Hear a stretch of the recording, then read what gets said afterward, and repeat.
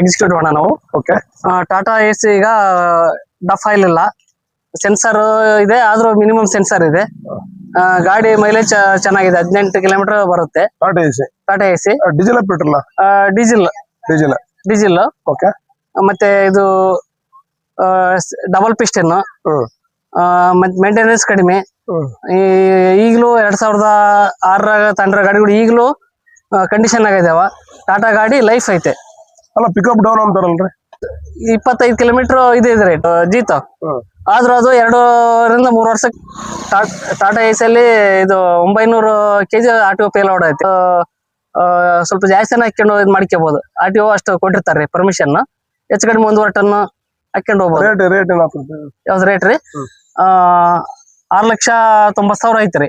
ಎಲ್ಲ ರಿಜಿಸ್ಟ್ರೇಷನ್ ಬಂತು, ಎಲ್ಲ ಬಂತ್ರಿ. ನಿಮ್ಗೇನ ಆನ್ ರೋಡ್ ರೀ. ಮತ್ತೆ ಇದು ಇಂಟ್ರೋ ಗಾಡಿ ಹೇಳ್ತಾರಲ್ರಿ, ಇಂಟ್ರೋ ಗಾಡಿ ಬಗ್ಗೆ ಹೇಳ್ತೀವಿ. ಇಂಟ್ರಾ ಗಾಡಿ ಬಗ್ಗೆ ಸರಿ. ಓಕೆ.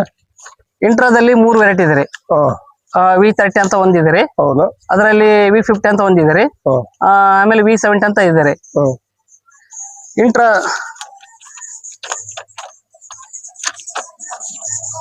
ಇಂಟ್ರಾದಲ್ಲಿ V30ಯಲ್ಲಿ 4 ಸಿಲಿಂಡರ್ ಬರುತ್ತೆ ರೀ. ಆಮೇಲೆ ಇದು HP 70 HP ಇದೆ ರೀ. 70 HP ಇದು V30. ಇದು ಪೇಲೋಡ್ ಮಾತ್ರ 1.5 ಟನ್ ಕೊಟ್ಟಿದ್ದಾನೆ ರೀ RTO. ಹೆಚ್ಚು ಕಡಿಮೆ 2 ಟನ್ ಹತ್ರ ಹಾಕಿ ಕೊಡಿಬಹುದು. ಟೈಮ್ ಮೈಲೇಜ್ ರೀ ಇದು 16 ಕಿಲೋಮೀಟರ್ ಇದೆ ರೀ. 16 ಇದೆ? ಹೌದ್ರಿ. ಇನ್ನು ಒಂದು ಮೇಂಟೆನೆನ್ಸ್ ಕಡಿಮೆ ಇದೆ ರೀ. 0 ಮೇಂಟೆನೆನ್ಸ್ ಇದೆ ರೀ. ಇನ್ನೂ ಒಂದು ಏನಾದ್ರು ಗಾಡಿ ಲೋಡ್ ಹಾಕಿದ್ರೆ 4 ವೀಲ್ಗಳ ಮೇಲೆ ಕರೆಕ್ಟ್ ಬ್ಯಾಲೆನ್ಸ್ ಬೀಳುತ್ತೆ ರೀ. ಕೆಲವೊಂದು ಗಾಡಿಗಳು ಏನಾಯ್ತಪ್ಪ ಅಂದ್ರೆ ಹಿಂದೆ 2 ಗಾಲಿ ಮೇಲೆ ಜಾಸ್ತಿ balance. Gear box problem ಐತಂದ್ರಿ.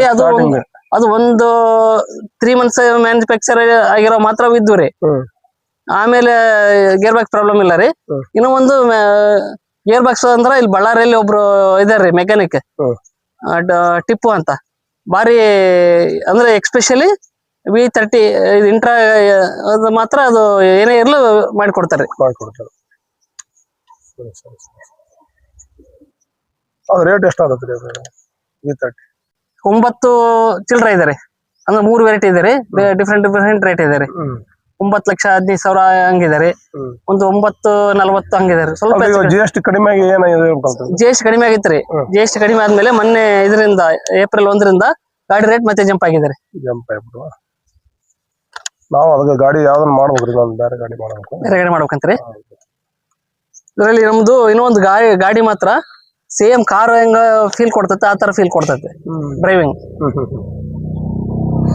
Same car ಹೊಡೆದಂಗ ಭಾರಿ ಸ್ಮೂತ್ ಗಾಡಿ. Driver friendly. ಆಯ್ತು, ನೋಡೋಣ. Thank you.